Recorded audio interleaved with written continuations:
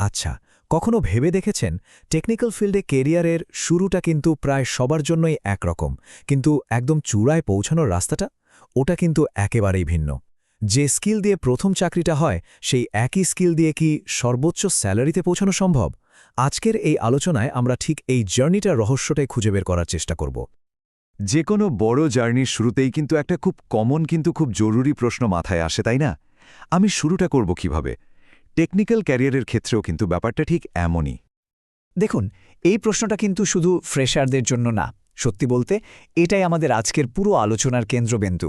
মানে একজন ফ্রেশার কি আসলেই প্রোডাক্ট ম্যানেজারের মতো একটা বড় দায়িত্বের পদে জয়েন করতে পারে? চলুন এই একটা প্রশ্নের উত্তর খুঁজতে খুঁজতেই আমরা পুরো ক্যারিয়ারের রোড ম্যাপটা বুঝে ফেলি।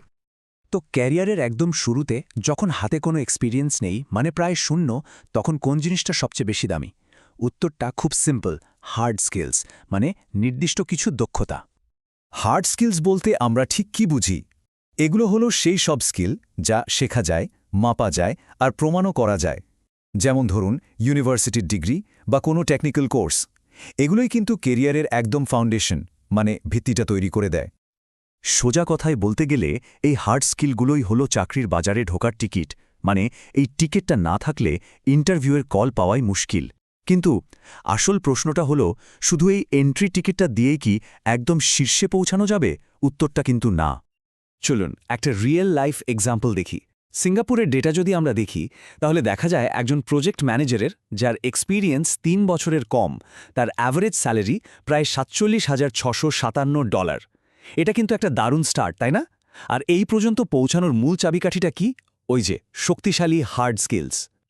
ওকে, তাহলে হার্ড স্কিল দিয়ে চাকরিতে তো ঢোকা গেল, কিন্তু এরপর কি হবে? কিভাবে স্যালারি বাড়বে? কিভাবে ক্যারিয়ারের সিঁড়ি বেয়ে ওপরে ওঠা যাবে?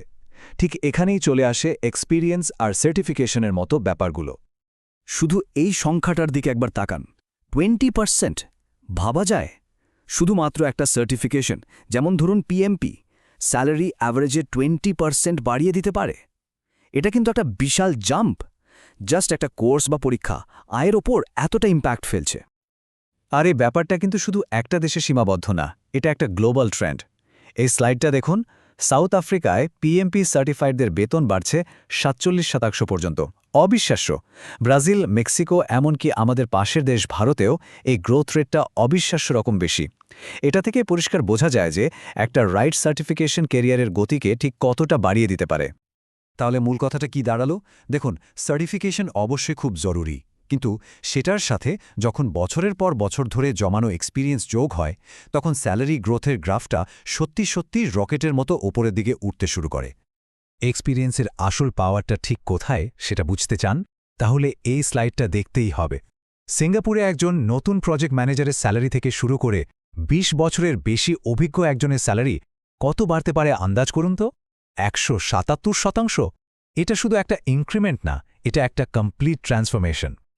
কিন্তু একটা ব্যাপার আছে, একটা লেভেলে পৌঁছানোর পর শুধু এক্সপিরিয়েন্স আর সার্টিফিকেশন দিয়েও কিন্তু আর কাজ হয় না। ক্যারিয়ারের একদম টপে পৌঁছানোর জন্য তখন দরকার হয় সম্পূর্ণ নতুন এক ধরনের স্কিলের। চলুন সেই রহস্যময় স্কিল সেটটা আসলে কি সেটা একটু জেনে নেওয়া যাক। এই গ্রাফটা কিন্তু খুব ইন্টারেস্টিং। একটু খেয়াল করে দেখুন, ক্যারিয়ারের প্রথম ১০ বছর গ্রোথটা বেশ স্টেডি, মানে একটা স্থির গতিতে এগোচ্ছে। কিন্তু তারপর হঠাৎ করে এই গ্রাফটা যেন রকেটের গতিতে উপরে উঠছে। এর কারণটা কি? কারণটা হলো এই পর্যায়ে এসে টেকনিক্যাল স্কিলের চেয়ে নন টেকনিক্যাল, মানে সফট স্কিলগুলোই আসল ডিফারেন্সটা তৈরি করে দেয়। আর এটাই হয়তো আমাদের পুরো আলোচনার সবচেয়ে জরুরি পয়েন্ট। ভালো করে ভাবুন, যে স্কিলগুলো দিয়ে একজন তার প্রথম চাকরিটা পায়, ঠিক সেই একই স্কিলগুলো দিয়ে কিন্তু সে কখনো একজন লিডার হতে পারে না। যত সিনিয়র হতে থাকবেন, প্রয়োজনীয় স্কিল সেটও কিন্তু আমূল বদলে যেতে থাকবে। এই চার্টটা দেখুন, ব্যাপারটা একদম পরিষ্কার হয়ে যাবে। ক্যারিয়ার যত এগোচ্ছে, নন টেকনিক্যাল স্কিলের গুরুত্বও লাফিয়ে লাফিয়ে বাড়ছে।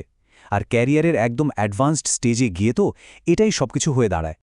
এই যে শক্তিশালী নন টেকনিক্যাল স্কিলসগুলোর কথা আমরা বলছি, এগুলোকেই বলা হয় হাইব্রিড স্কিলস। এটা কিন্তু শুধু সুন্দর করে কথা বলার দক্ষতা না, এর মধ্যে আছে ক্রিটিক্যাল থিঙ্কিং, মানুষের সাথে মেশার ক্ষমতা আর স্ট্র্যাটেজি তৈরি করার মতো ব্যাপারগুলো। সব মিলিয়ে একটা অসাধারণ কম্বিনেশন, যা ছাড়া টপ লেভেল লিডারশিপ বলতে গেলে অসম্ভব।